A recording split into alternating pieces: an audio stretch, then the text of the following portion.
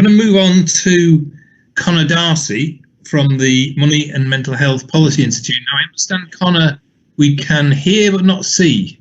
I'm getting a nod from my team to tell me that, but Conor is going to talk to us about the survey that Money and Mental Health have been carrying out. Over to you, Conor. Thanks very much, and sorry for not being able to see me. You're not missing too much, don't worry.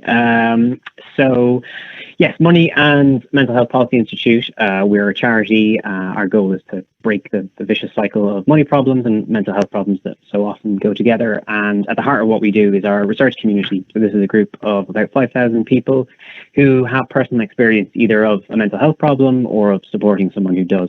So obviously, this is a group that we're really keen to find out how things are going for them over the past month or so and what they're worried about as they look to the future. So we've surveyed them. We surveyed them, I think, between the 20th and 30th of March. So that was the period when lockdown was happening and a lot of the first announcements, like the job retention scheme and the self-employment scheme, were being announced. We've also gone back to them with a more recent survey that's actually still in the field around income. So I'll give you some of the headline stats from that and a few quotes as well. I think kind of nicely summarize the situation. But I think the headlines would be that, as others have said, there's already been a widespread negative impact on people's mental health. And I think for a significant minority, we've already seen a negative financial impact as well, with others concerned that they're going to face the same in the coming months. It just hasn't quite hit them yet. And I think in terms of the support, either, some fears around the adequacy of it, but mainly around the accessibility of it, I think. So I'll talk through some of those points. So on services, I think, again, definitely echoes what's been said earlier, particularly Danielle, where, again, the strongest fear that came through amongst the people that we surveyed was how they were going to access the support. So 86% of people said they were worried about not being able to access mental health services if they needed them during this period. And one person put it as, my anxiety has been through the roof. I've been having panic attacks. I'm still going out to the shops, but have developed a fear of contamination that makes it very anxiety inducing. I was having counselling, but that has been stopped, which is a blow, especially at a time when my mental health is suffering so badly. So I think it's really unfortunate double combination that, the current situation is making things so much worse, but then the support that would be there isn't there either in the at all or in the form that people would most rely on it. So the majority of the questions we asked were about kind of work, benefits, broader financial issues, how people are managing debts, and bill payments. So the main survey, that one at the end of March, we definitely saw some awareness of government schemes, and people, had been particularly worried, and things like the job retention scheme had allayed some of those concerns. But we definitely still saw people be very worried. 57% said they were worried or very worried about losing their job. And for some people, that was particularly linked to their mental health. So one person said, I've been told that I will lose my job. I've been on reasonable adjustments within my organization while recovering from depression. The role I'm doing is to be discontinued because the company has decided it can no longer carry people. I'm devastated at the action of my employer of 15 years. So I think the concern there would be that actually people with mental health problems might be on the more, at the sharp end of this, who'd be facing some of the harshest impacts of this from how employers are deciding to manage this. So while there was people concerned about losing their jobs, I think it was more about then what would happen as the knock-on effect from that. So I think it was a straightforward one on just the hit to income that lots of people would face. Lots of people said they just wouldn't be able to get by on statutory sick pay given the relatively low level that it's set at. And similarly with universal credit, people were definitely concerned over just how well it would support them. So moving on to benefits more generally, as I said, the adequacy of things like universal credit was a concern, but it was also just the challenge of accessing that support in the first place. And this is a topic that we've done lots of research on over the years. It just really hammered home how difficult it is for people who are struggling with their mental health to be able to access benefits. Just the amount of information that's asked of you, the number of forms that need to be completed, the kind of just general inaccessibility of the system when you're struggling. A lot of symptoms, common mental health conditions can lead to symptoms like, finding it hard to concentrate or problems with memory, all of which can make this really a struggle. And then when you add in the fact that lots of people are already facing additional worries with coronavirus, it just makes it that much harder. So I think it was sad but unsurprising then that 62% of people who we surveyed were worried about accessing benefits if they needed to.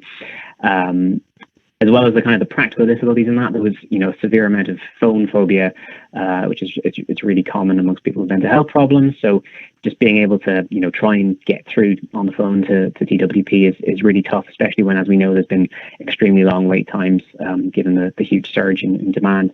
So that's a real challenge for people to be able to, kind of stick it out with that and try and get the support that they need. And I think that was for new claimants, but we also heard from people who are already in the system who might be, say, trying to appeal something. So we had one respondent who had her personal independence forms. She would usually get support from Citizens Advice with that. That face-to-face service isn't available, so they weren't sure how they were going to be able to manage that situation. So that lack of support and the inaccessibility for lots of people, I think, was a really common one. So then moving on to what that actually means for the consequences of potentially having a lower income. While some people have savings, from a quick survey that we've done, the early results suggest that about half of our respondents said they wouldn't be able to make ends meet for more than a month. So that's being missing payments, that sort of thing, cutting back on essentials. In terms of what's already happened, we've had 1 in 4 of those respondents say they'd already faced a drop in their income, and 1 in 4 of those had already missed a bill payment. So we can already start to see some really negative impacts coming through. So that's why I think the role of firms is so crucial in how this gets managed. There's been lots of really good stuff from a lot of companies to say, offering support, making it clear that there won't be negative circumstances or consequences in this period, which can be really important, especially for people with mental health problems who probably have a lot of anxiety around that sort of communication. And it was definitely one of the concerns that was coming up. 56% said they were worried about creditors chasing them during this period.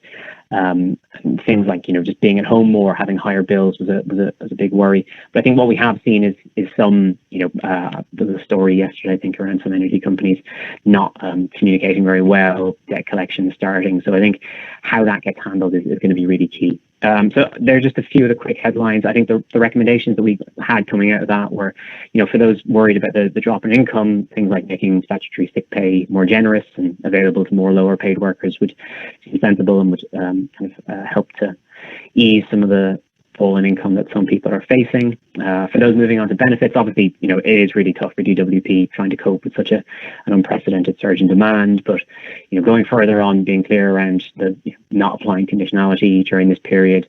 And one pledge they've made that's really welcome is that they'll identify vulnerable claimants and offer them more support. So that could be really helpful for people who struggle with accessing benefits.